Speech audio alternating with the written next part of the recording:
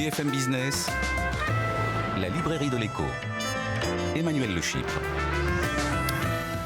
Bienvenue dans la librairie de l'écho, l'émission de BFM Business qui vous offre chaque semaine le meilleur de la littérature économique. Alors évidemment, pas d'émission sur les livres sans auteur. Ils seront nos invités dans la première partie de l'émission. Et puis, vous retrouverez nos critiques attitrés, Jean-Marc Daniel, Christian Chavagneux pour leur coup de cœur et leur coup de gueule. Et puis, nous clôturerons l'émission avec nos chroniqueurs, notre bibliothécaire, notre globe-trotter pour des livres qui nous parlent d'histoire et des livres qui nous parlent de ce qui se passe dans le reste du monde. Évidemment, pas d'émission non plus sans tous nos réseaux sociaux. Alors maintenant, vous retrouvez sur tous les réseaux, Twitter, X, Facebook, LinkedIn, YouTube, Instagram, évidemment, Librairie de l'écho, que vous tapez sous toutes ses formes, @Librairie de l'écho, la Librairie de l'écho, pour avoir les menus, les programmes, les replays, etc., etc. Et tout de suite, on démarre avec nos auteurs.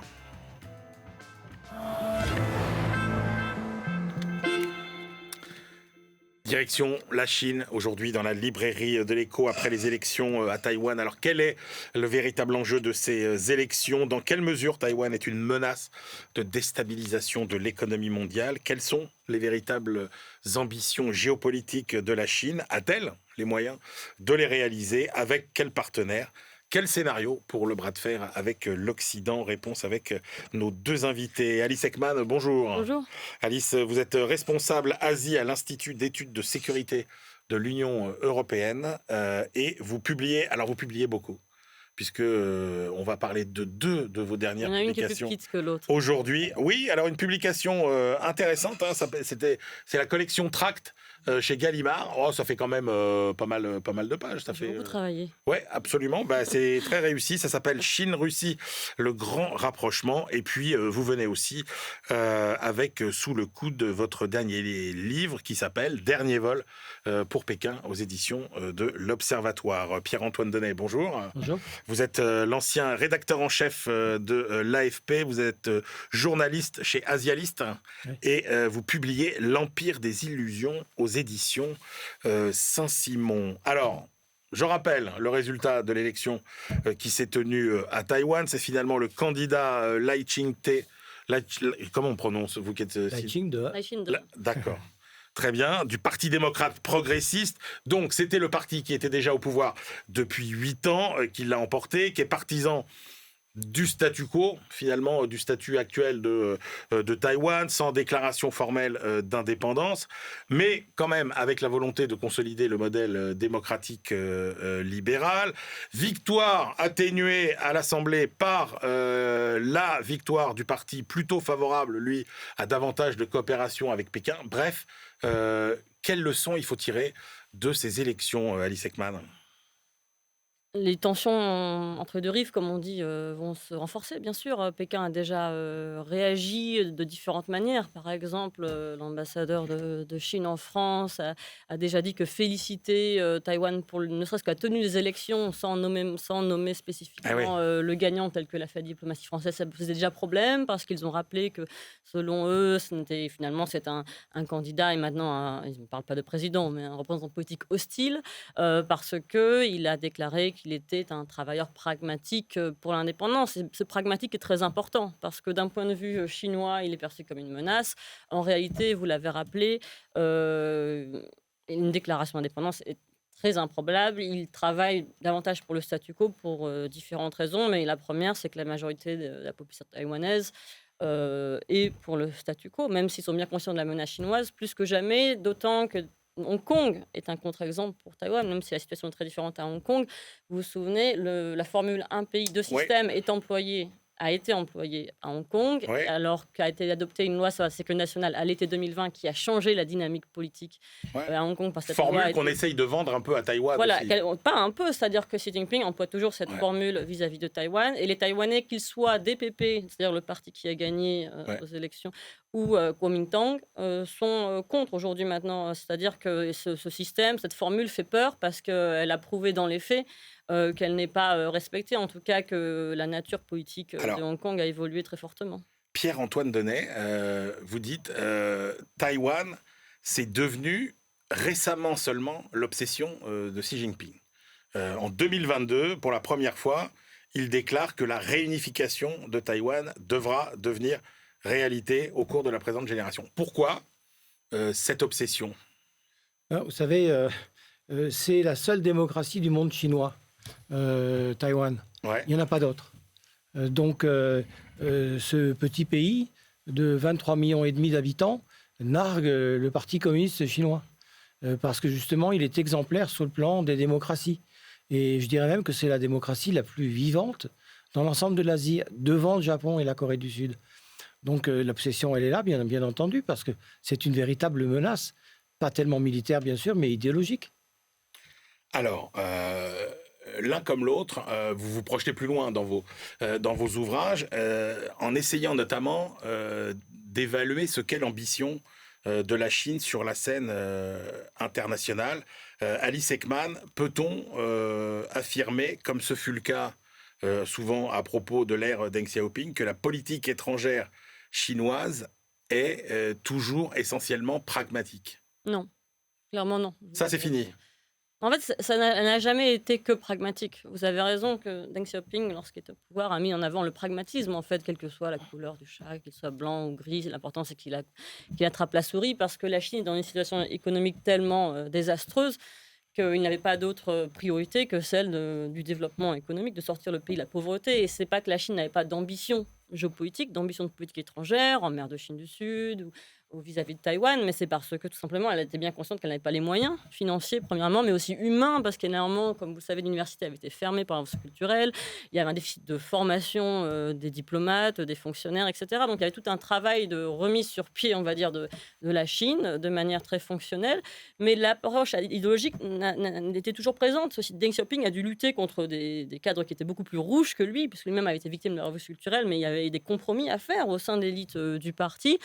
Et donc aujourd'hui, maintenant que la Chine est deuxième puissance économique mondiale, ça fait déjà quelques temps, depuis la fin du mandat de Hu Jintao, mais la Chine considère non seulement qu'elle a les moyens de ses ambitions de politique étrangère, c'est aujourd'hui le premier réseau diplomatique mondial si on compte au monde, si l'on compte le nombre d'ambassades et de consulats, qui dépasse le nombre des ambassades et de consulats américains ou français, mais aussi l'ambition idéologique est renouvelée, si vous voulez. C'est-à-dire qu'on est face à un renouveau idéologique que, de mon point de vue, il ne faut vraiment pas sous-estimer. C'est-à-dire que quand Xi Jinping parle de supériorité du socialisme sur le capitalisme, au début de son mandat, face à des cadres du parti, alors on peut discuter de l'étiquette, de la définition qu'il met derrière, mais en tout cas, il structure le monde comme une rivalité entre systèmes politiques. Quand aujourd'hui, il parle de modernisation pour le monde, de la Chine comme exemple de modernisation pour le monde, il positionne le système chinois, économique, politique, mais aussi social, comme un exemple pour d'autres pays, en premier lieu des pays dits du Sud global ou développement. Alors, Pierre-Antoine Denet, vous êtes très clair, vous dites finalement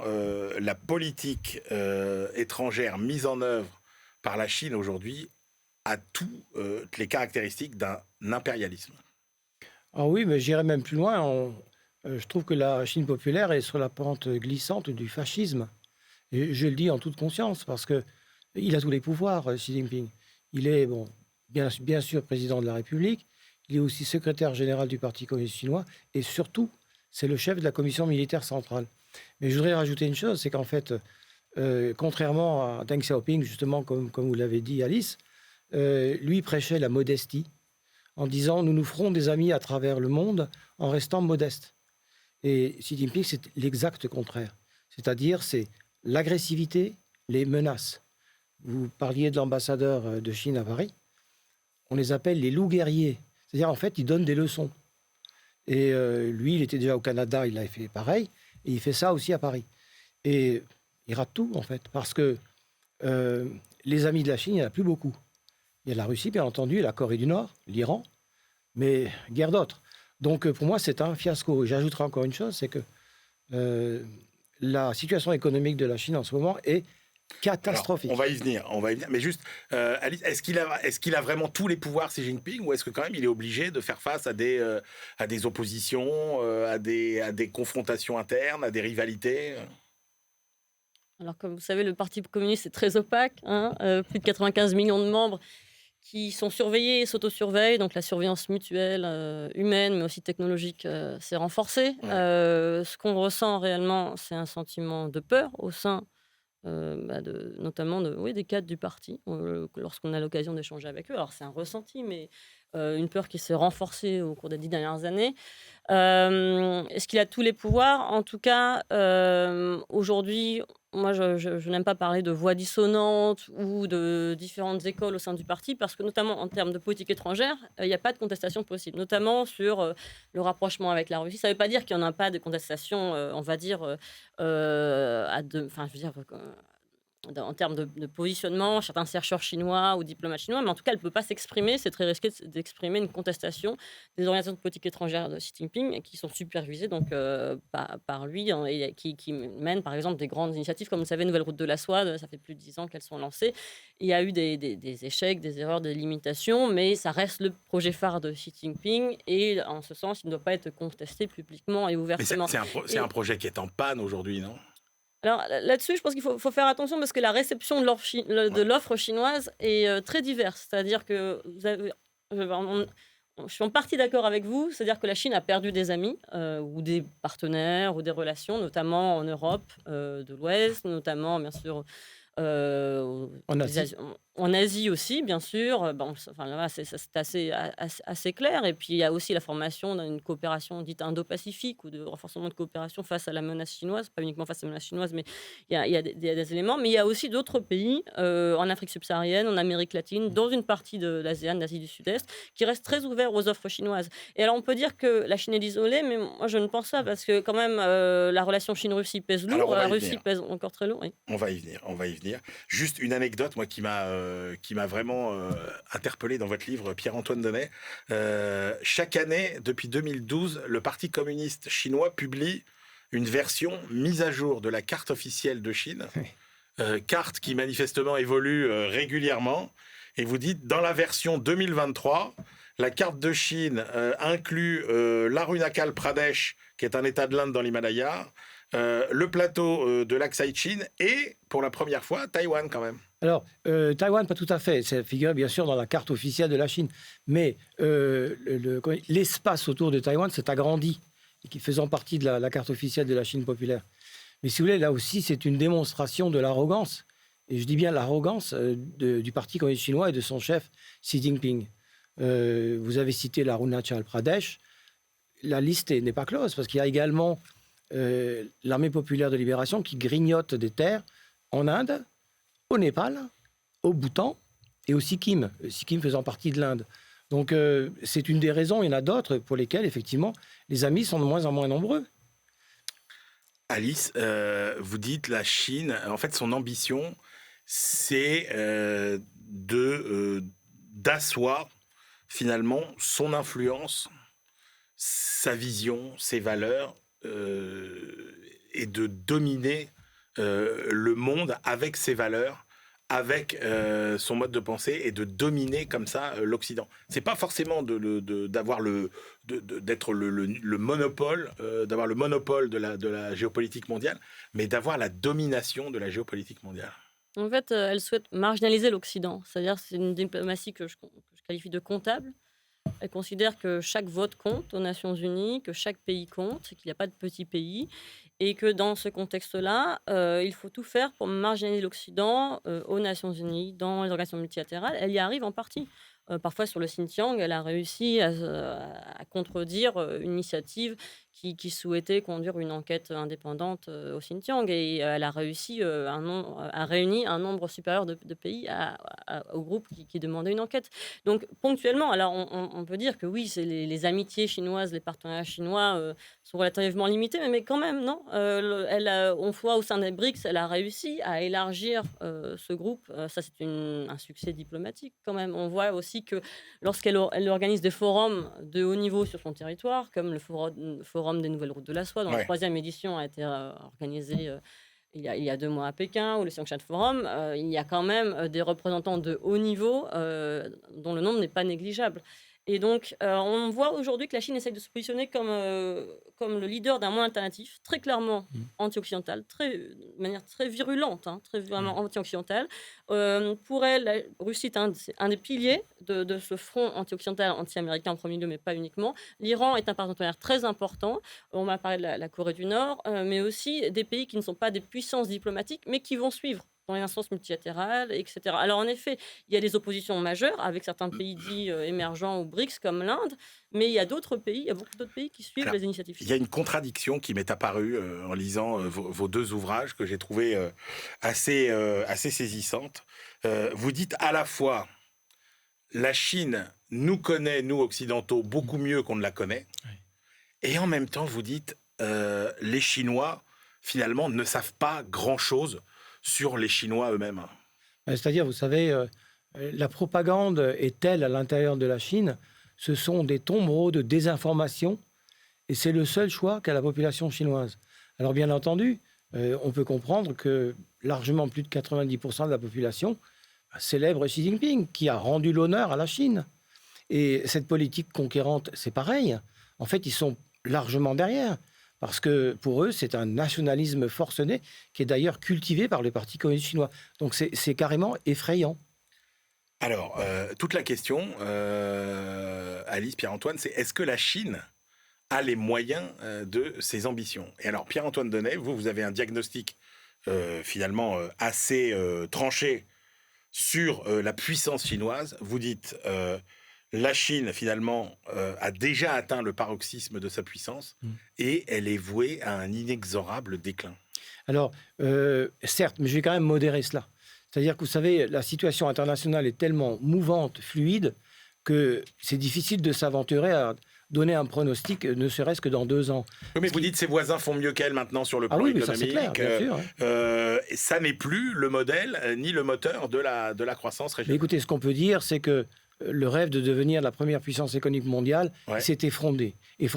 Moi, je pense que probablement dans les 10 ou 20 ans qui viennent, la Chine ne sera pas la première puissance économique du monde. Ça, c'est pour moi une certitude. Pourquoi? Parce qu'elle sera vieille avant d'être riche Oui, il y a parce que- ça. Et puis, si vous voulez, en fait, il y a eu des erreurs tragiques économiques en Chine. Par exemple, le parti et tous ses sbires à travers la Chine ont été grisés par la puissance chinoise. Ce qui fait qu'il y a eu des opérations de construction qui sont totalement inutiles. Des aéroports, des autoroutes. Ouais. Mais dans des provinces pauvres comme le Guizhou, c'est totalement inutile. Par exemple, un autre exemple qui pour moi est probant, l'immobilier. L'immobilier, il y a eu un espoir immense pour notamment les personnes âgées, pour leur retraite. Le système de retraite en Chine est vraiment embryonnaire. C'est une catastrophe. Cette spéculation immobilière, aujourd'hui, on voit que près de 50% de ces bâtiments sont vides. Certains qui sont en construction ne seront jamais achevés. Mais la technologie, l'armée, la défense, la Chine atteint peut-être un niveau de développement et de puissance que même l'Union soviétique n'avait pas atteint. Ah non, mais ça c'est une certitude, ils vont bien au-delà. Ouais. Mais là c'est pareil, quand on voit cet équilibre des puissances, si d'aventure, je pense qu'il ne le fera pas parce qu'il c'est quand même quelqu'un de rationnel, si Xi Jinping déclarait une guerre chaude avec Taïwan, ce serait bien sûr une catastrophe mondiale, mais au-delà de ça, s'il le fait maintenant, et il le sait pertinemment lui-même, l'armée chinoise perdrait.